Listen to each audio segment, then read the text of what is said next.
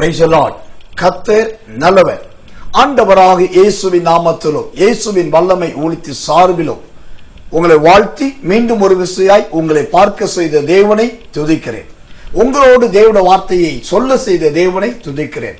தேவனுடைய வார்த்தையை நீங்கள் தொடர்ந்து கேட்டு வருவதற்காகவும் கர்த்தரை ஸ்தோத்திரிக்கிறேன். ஆண்டவரை மகிமைப்படுத்துகிறேன். ஆண்டவராக இயேசுவின் அழகும் அதன் அர்த்தங்களும் என்ற நீண்ட நெடிய செய்தியில் அவருடைய யாத்திரையின் பல பகுதிகளை நாம் பார்த்து வருகிறோம். யாத்திரை என்ற தலைப்பில் எங்கெல்லாம் போனார் என்று. அதில் இன்றைக்கு இயேசுவின் வாழ்க்கையில் நடந்த யாத்திரையில் கல்யாண வீடுகளை குறித்து பார்க்கலாம். ஆம், கல்யாண வீடுகளை குறித்து வேதம் ஏராளமாய் தாராளமாய் சொல்லப்பட்டிருக்கிறது. அதிலே அவர் போனதான ஒரு கல்யாண வீட்டை குறித்து இன்றைக்கு வித்தியாசமான சற்று ஆழமான ஒரு செய்தியை நாம் ஜெபத்தோடு கேட்கலாம், கவனிக்கலாம், ஜெபிக்கலாம். யோவான் சுவிசேஷத்தின் புஸ்தகம் 2ஆம் அதிகாரம் 2வது வசனத்தை வாசிக்க நாம் கேட்போம். இயேசுவும் அவருடைய சீசரும் அந்த கல்யாணத்துக்கு அழைக்கப்பட்டிருந்தார்கள். ஆம், இயேசு கல்யாணத்துக்கு அழைக்கப்பட்டிருந்தார் என்று வேதம் சொல்லுது. அப்படியானால் அந்த கல்யாணத்துக்கு அவர் யாத்திரையாய், அதாவது பயணமாய் போயிருக்கிறார் என்பது இதிலிருந்து நன்றாய் தெரிகிறது. கர்த்தர் நல்லவர். அப்படி அந்த கல்யாணத்துக்கு இயேசுவும் அவருடைய சீசர்களும் அங்கு போனதினால், அவருடைய தாயும் அங்கு இருந்தபடினால், அந்த கல்யாணத்தில் நடந்தது என்ன?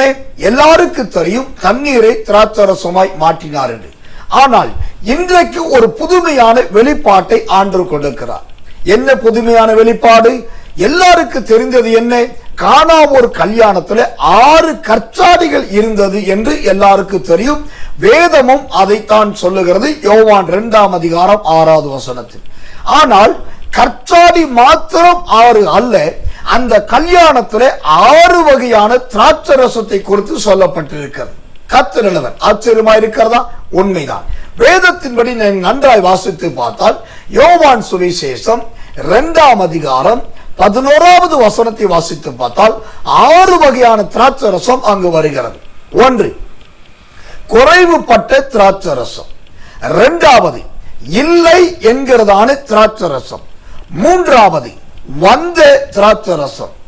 4வது, மாறின திராட்சரசம். 5வது, நல்ல திராட்சரசம்.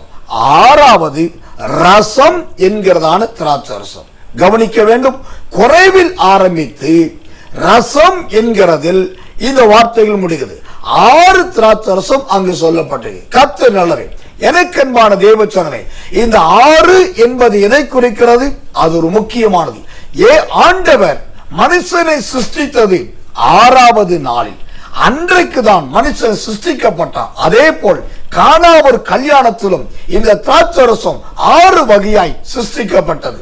செய்தி கேட்கிற தேவச்சனமே, உங்க வாழ்க்கையில, உங்க குடும்பத்தில, உங்க பிள்ளைகளுக்குள் ஆண்டவர் இன்றைக்கு ஒரு சிருஷ்டிப்பை கட்டளிடுகிறார்.